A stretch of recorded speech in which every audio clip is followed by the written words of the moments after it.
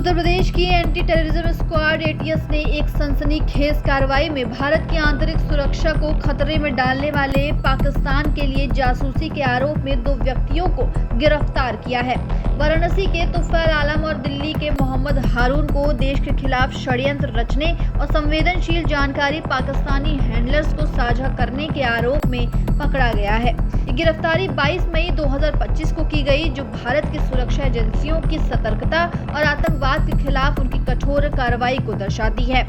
तुफैल पर आरोप है कि वो पाकिस्तान की प्रतिबंधित आतंकी संगठन तहरीक-ए-लब्बैक से प्रेरित था और उसने भारत की राष्ट्रीय सुरक्षा से जुड़ी गोपनीय जानकारी भी साझा की है। वहीं हारून, जो दिल्ली में एक स्क्रैप डीलर है, उसने पाकिस्तान उच्चायोग के कर्मचारी मुजम्मिल हुसैन के साथ मिलकर देश विरोधी गतिविधियों में शामिल था।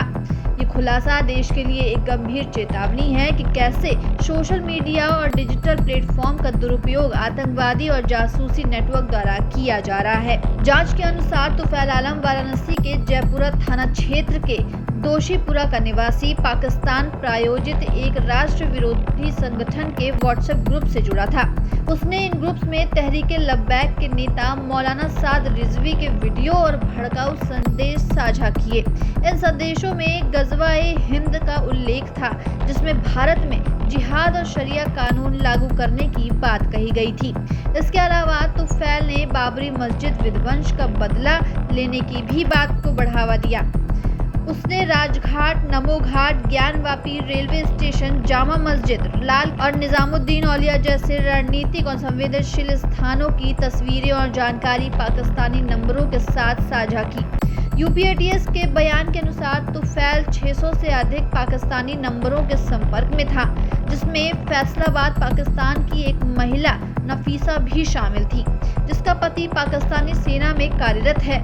तुफैल ने इन व्हाट्सएप ग्रुप्स के लिंक वाराणसी में कई अन्य लोगों को भी भेजे, जिससे स्थानीय लोगों और पाकिस्तानी नेटवर्क के बीच संपर्क स्थापित हुआ। दूसरी ओर दिल्ली के सलीमपुर निवासी मोहम्मद हारून को नोएडा से गिरफ्तार किया गया है। वो एक स्क्रैप डीलर के रूप में काम करता था और पाकिस्तान उच्चायोग में तैनात मुजम्मिल हुसैन के साथ मिलकर काम कर रहा था। मुजम्मिल को भारत सरकार ने हाल ही में पर्सोना नॉन ग्राटा घोषित कर 24 घंटे के भीतर देश छोड़ने का आदेश दिया था। हारून पर आरोप है कि वो पाकिस्तानी वीजा दिलाने के नाम पर लोगों से पैसे ऐंठता था और इस धन का उपयोग राष्ट्र विरोधी गतिविधियों के लिए किया जाता था। पूछताछ में हारून ने खुलासा किया कि उसका पाकिस्तान में रिश्तेदारों से मिलने के दौरान मुजम्मिल के साथ संपर्क हुआ। उसने भारत की आंतरिक सुरक्षा से संबंधित महत्वपूर्ण जानकारी मुजम्मिल को दी, जिसका उपयोग भारत को अस्थिर करने के लिए किया गया। हारून ने कई बैंक खातों की जानकारी भी मुजम्मिल को प्रदान की, जिनमें वीजा धोखाधड़ी से एकत्रित धन जमा किया जाता था। ये मामला हाल ही के दिनों में भारत में बढ़ती जासूसी गतिविधियों का हिस्सा है। पिछले 2 हफ्तों में हरियाणा, पंजाब, उत्तर प्रदेश और दिल्ली में 12 से अधिक लोगों को जासूसी के आरोप में गिरफ्तार किया गया है।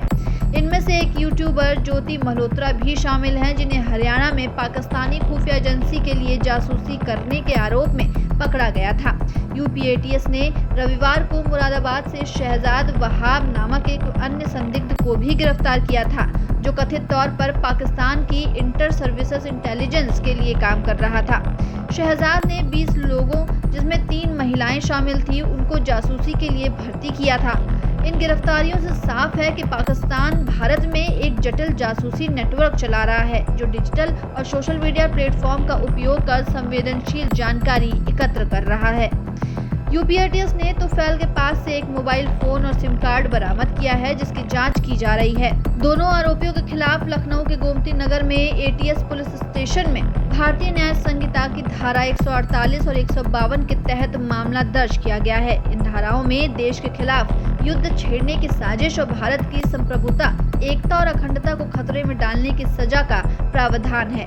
दोनों को जल्द ही अदालत में पेश किया जाएगा। ये घटना भारत की आंतरिक सुरक्षा के लिए एक गंभीर खतरे को उजागर करती है।